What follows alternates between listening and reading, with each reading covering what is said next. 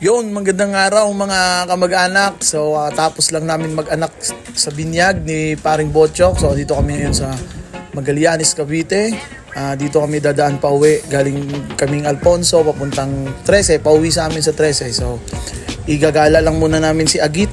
Itong bagong motor natin, bagong baby natin, si Baby Agit. Igagala lang natin para ma-break in natin at nang ma-change oil na. So ayan.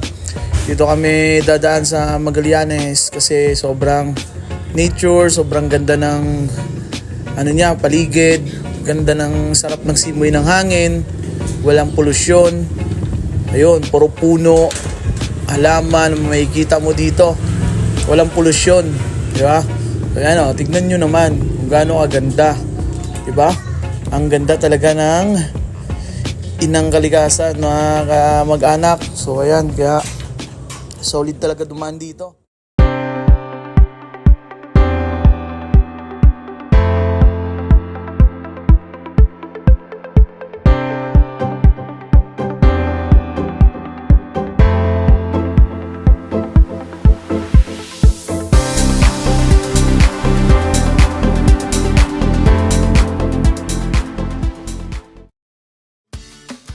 So ayan mga kamag-anak, dito na kami ngayon sa may palayan. Dito kami dadaan sa lumang daanan. Kaliwat kanan nga pala dito ay palayan. Yan si Paring Botchok Sayang-saya siya. Sobrang sarap ng simoy ng hangin dito mga kamag-anak. Kung naaamoy nyo lang, sobrang sarap. Fresh na fresh, bagong hango. Kasi palayan dito. So ayan tingnan nyo naman, di ba? Puro palayan. Kumakaway yan mga kamag-anak. Lakas kasi ang hangin ng time na yan. Ayan Yan, di ba? Sobrang sarap dito. Solid talaga. Solid dumaan. Buti na lang hindi pa nagagawang subdivision to. Sana huwag mangyari yon. Sana manatiling palayan dito. Di ba? Dahil sa sobrang ganda talaga. Ayan. So, andito kami ngayon. Ayan, parang may natatanaw akong maliit na ilog. Ilog nga ba to? Ayan mga kamag-anak. Tingnan nyo. Ilog nga ba to? Ayun, maliit na ilog nga yung patubig sa mga palayan. Ayan, dito siguro sila kumukuha ng tubig pumunta sa palayan. Ayan, ang ganda. Pwede kang maligo dyan mga kamag-anak.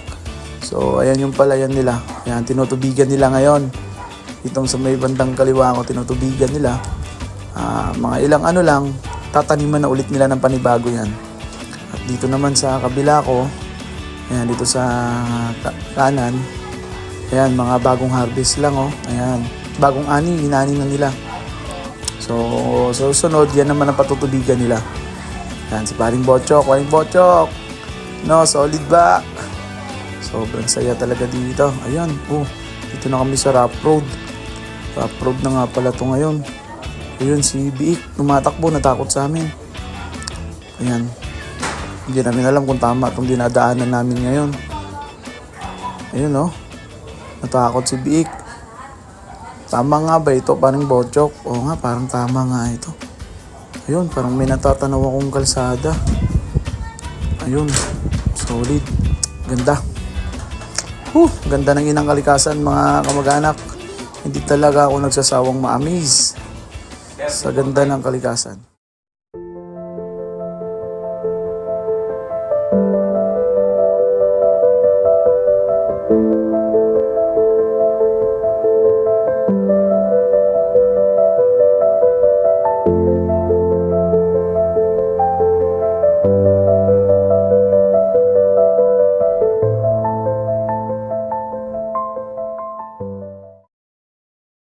So ito na, highway na, pa-highway na kami, palabas na kami dito sa pinakamagandang dinaanan namin. Ayan, sobrang solid, na-preserve pa nila tong palayan na to. Sana kung sino man ang may-ari nito, huwag nyo naman sanang ibenta para gawing subdivision. Sana manatiling ganito, kaganda dito. Sana maabutan pa to ng magiging apo ko, diba? Mabutan nila yung mga ganito kagandang kalikasan. Sana lang, yun lang ang dalangin ko. Ayan, highway na pala. Palabas na kami. So, salamat sa inyong panunood at talagang nagaksaya kayo ng oras para mapanood tong munting vlog namin. Di ba? Kung na-relax ka, please like and share. Kung nag-enjoy ka, di ba? Thank you mga kamag-anak. All good in the hood. Yeah!